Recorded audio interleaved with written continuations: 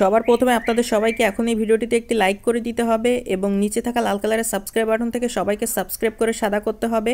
এবং পাশে থাকা বেল আইকন থেকে অল সিলেক্ট করে দিতে হবে। তো বন্ধুগণ